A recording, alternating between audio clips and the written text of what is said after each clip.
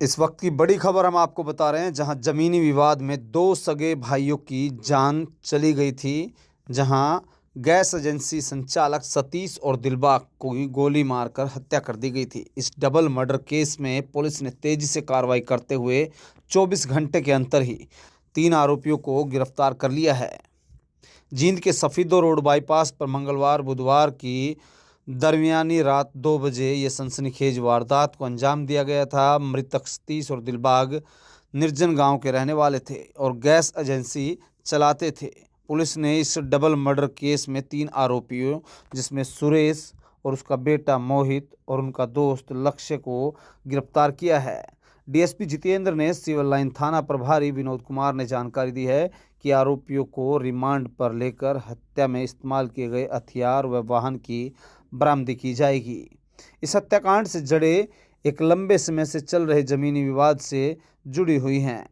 बताया जा रहा है कि आरोपियों और मृतक के बीच में जमीन को लेकर 5 साल से विवाद चल रहा है, लेकिन मंगलवार को मामूली सी बात गाड़ी में धूल उड़ाने पर टोका-टकी और इस खूनी खेल का संघर्ष चला। यही उस वारदात का अंजाम देने के लिए बनी। जी सर, प्रेस वार्ता में क्या कल 9/4/2024 को अपने यहाँ अपने नए बस स्टैंड के पास दिलबाग और सतीश का गोली मारकर हत्या कर दी। उनका कोई ज़मीनी विवाद है, यहीं पर ये ज़मीन है वहीं लगती है, उसकी गैस एजेंसी पर वो बैठे हुए थे। और सुरेश और मोहित और लक्ष्य, जो लक्ष्य है वो मोहित का दोस्त है। मोहित ने अपने फादर का जो असला था उससे सुरेश पे और दिलबाग सिंह पे गोली चलाई, जिनसे उनकी मौत हो गई और उस पर एफआईआर लॉन्च करके हमने इनकी अरेस्टिंग डाल दी। सर, इसमें मेन फॉल्ट किसका है और इसके पीछे कारण क्या रहा? करीब 2.5 साल से इनका आपस में ये डिस्प्यूट जमीन से विवाद है जो चल रहा था। ये युवा बच्चे हैं, टेस्ट में आकर अपने घर पे जाकर अपने फादर का जो असली असला लाइसेंसी था वो लेकर उसके ऊपर पहले 11 सेक्टर में वो फायर किए, फिर वहाँ से आकर फिर यहाँ पर आके जो गैस एजेंसी थी वहाँ पर उनके साथ फायर करके दोनों की मौत वहीं मौके पर ही हो गई थी। तो सर, इसमें जो 3 आरोपी हैं इनके आपस में कनेक्शन क्या, कोई सर्विसमैन भी इनके? हाँ, सुरेश है ना, अपने सुरेश का बेटा है ये मोहित, और लक्ष्य उसका दोस्त का बेटा है।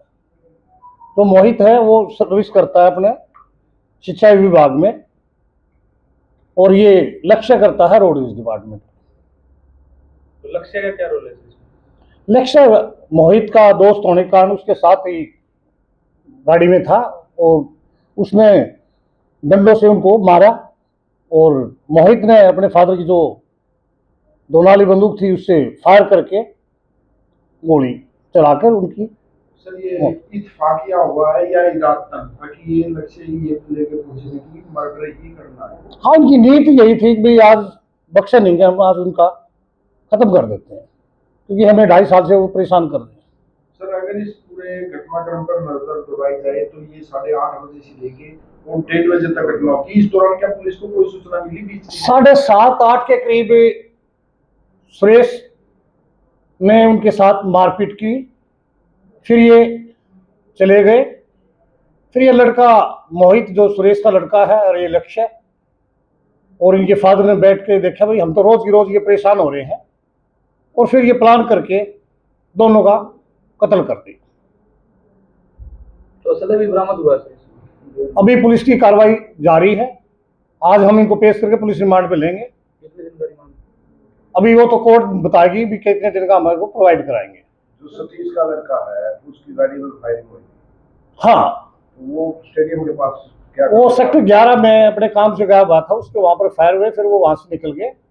फिर इन्होंने जाके गैस एजेंसी पे जाकर दोनों का, दिलबाग का और उसके सतीश का मर्डर कर दिया। सर, जैसे 4 घंटे चला इनका, लगभग 4 घंटे तक आपस में कहासुनी मारपीटाई भी हुई, लड़के में फायरिंग भी हुई और 2 लोगों की जान गई। क्या इसके दौरान पुलिस को इन्होंने किसी हमारे पास कोई इंटीमेशन नहीं आई थी, ना पुलिस को कोई इतला थी कि भी क्या हुआ क्या नहीं हुआ। हमें तो सुबह पता लगा है कि भी ऐसे ऐसे 2 व्यक्तियों का जो हॉस्पिटल में गए हैं और उसका आया है डेथ का जब पता चला। सर इसमें जो फायर हुए हैं उसमें असला एक टाइप का है या 2 टाइप की? एक ही टाइप का असला है, लाइसेंसी है सुरेश का, जो उसके बेटे मोहित ने फायर किया था 12 बोर की सर अब बंदूक। तक इन्होंने कितने फायर किए? इन्होंने 2 करे सेक्टर 11 में और 9 फायर किया, 9 ना 7 और 2 9 टोटल फायर हुए, 9 खोल मिले। तो क्या इसमें